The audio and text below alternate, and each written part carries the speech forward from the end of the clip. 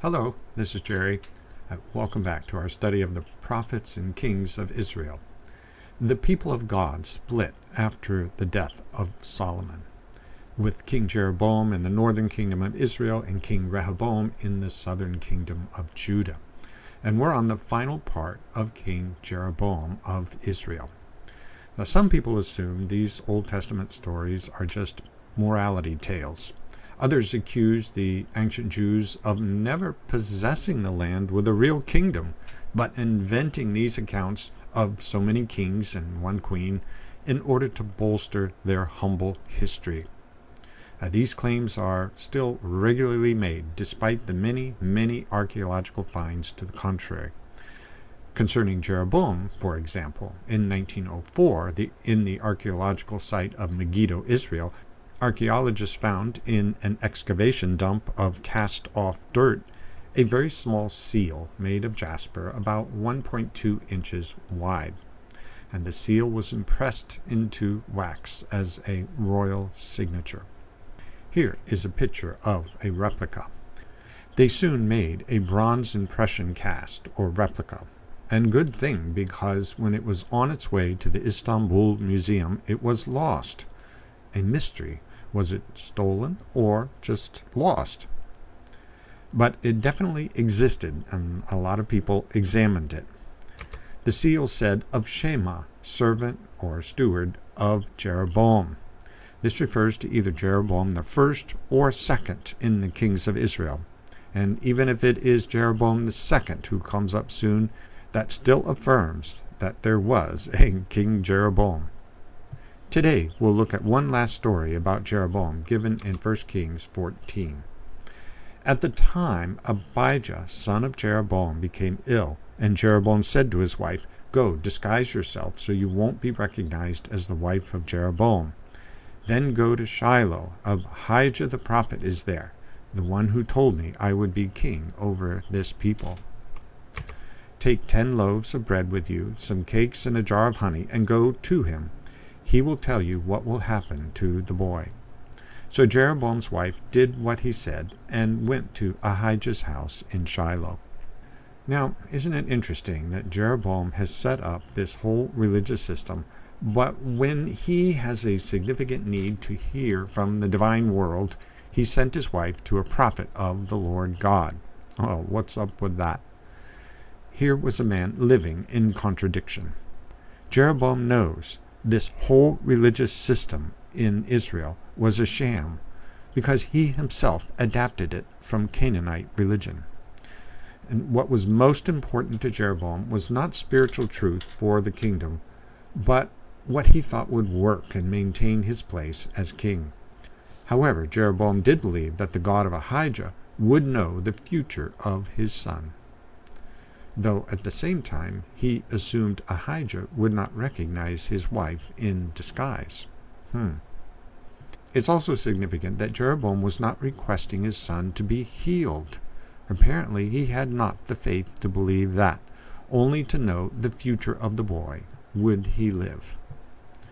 Well, why doesn't Jeroboam go to the prophet himself? His legs aren't broken. Jeroboam has not obeyed the Lord, which Ahijah the prophet urged him to do. And that's probably why Jeroboam doesn't go himself, but sends his wife 18 miles to Shiloh. Nice. Why in disguise? Because she was going to the prophet of the Lord and not to one of their own prophets. Not something you want others to see, showing a lack of confidence in their own religious system. And was there a sense that by sending the sick boy's own mother with bread and cakes that she made, that certainly Ahijah would be compassionate and give good news? Perhaps. Now Ahijah could not see. His sight was gone because of his age. Ahijah has aged since his last message to Jeroboam years before. Jeroboam has not been keeping in touch, else he would not have had his wife disguise herself for a blind person. If there was one person Jeroboam should have been consulting with through his reign, it was Ahijah the prophet. But the Lord had told Ahijah, "Jeroboam's wife is coming to ask you about her son, for he is ill, and you are to give her such and such an answer." When she arrives, she will pretend to be someone else. So when Ahijah heard the sound of her footsteps at the door, he said, "Come in, wife of Jeroboam. Why this pretense?" Before the woman even entered the door, Ahijah called to her, not with her personal name, but with her relationship to Jeroboam the king, because he's the problem. And that's what this answer will be about. Now, we have no idea about Jeroboam's wife, but right off the bat, here was a clear sign to her that Ahijah was truly a man of God. And Ahijah says to her, "I have been sent to you with bad news." That's an important statement. Right off the bat, this is established that this bad news to come was not from the will of Ahijah, not some grudge by him against the king. This was from God. "Go tell Jeroboam that this is what the Lord, the God of Israel, says. I raised you up from among the people and appointed you ruler over my people Israel. I tore the kingdom away from the house of David and gave it to you. But you have not been like my servant David, who kept my commands and followed me with all his heart, doing only what was right in my eyes. You have done more evil than all who lived before you. You have made for yourself other gods, idols made of metal. You have aroused my anger and turned your back on me. Because of this, I am going to bring disaster on the house of Jeroboam. I will cut off from Jeroboam every last male in Israel, slave or free. I will burn up the house of Jeroboam as one burns dung until it is all gone. Dogs will eat those belonging to Jeroboam who die in the city, and the birds will feed on those who die in the country. The Lord has spoken. As for you, go back home. When you set foot in your city, your boy will die." Wow. Well, what is this about dogs eating those who die in the city? We can imagine birds of prey upon bodies in the country. Well, when you think of dogs in the ancient world, don't think of domesticated pets on leashes. That was more rare. Yes, certain noble breeds could be royal pets in some countries, and big dogs were trained in war by the Romans and others.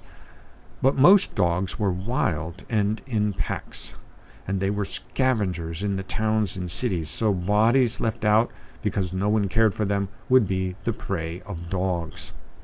Ahijah continued his message to Jeroboam's wife.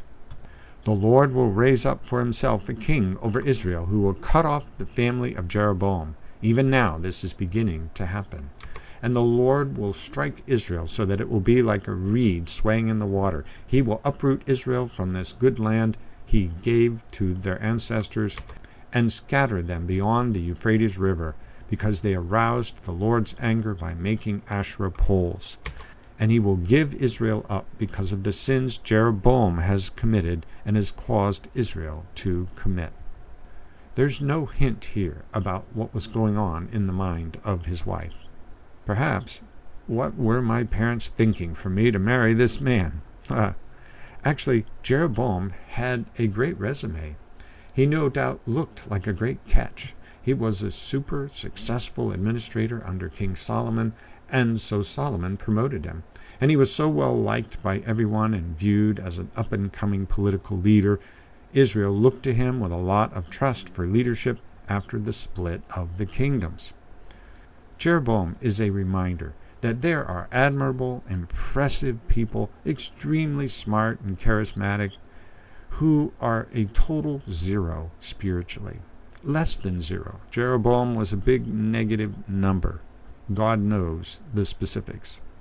Proverbs, written by Jeroboam's former boss, says, "Better is a poor man who walks in his integrity than a rich man who is crooked in his ways." And in Jeroboam's case, all his amazing qualities no doubt helped him successfully implement a pagan system in Israel, which has marked him as one of the most evil, wicked people in the Bible for the amount of spiritual harm he did. Now let's get back to Jeroboam's wife heading back home. Then Jeroboam's wife got up and left and went to Tirzah. As soon as she stepped over the threshold of the house, the boy died. And so the poor wife of Jeroboam becomes the conveyor of all this bad news to her husband in the midst of their family grief.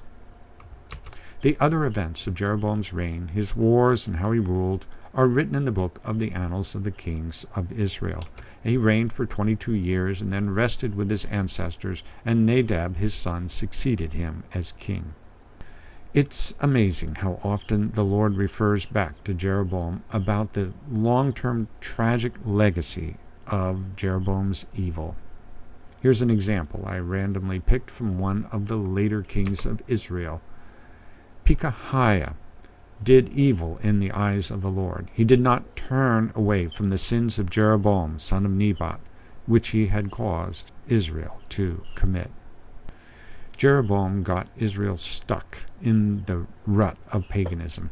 Now, how would a ruler like to know that for 18 administrations after them, that ruler's own evil would be the standard from which to measure the evil of future leaders? It was 209 years after Jeroboam came to reign, after 18 more wicked kings followed the lead of Jeroboam, that Assyria took Israel away into captivity. Listen to the tragic epilogue from 2 Kings as to why Israel went into captivity, and watch for the significant role of Jeroboam. Jeroboam enticed Israel away from following the Lord and caused them to commit a great sin.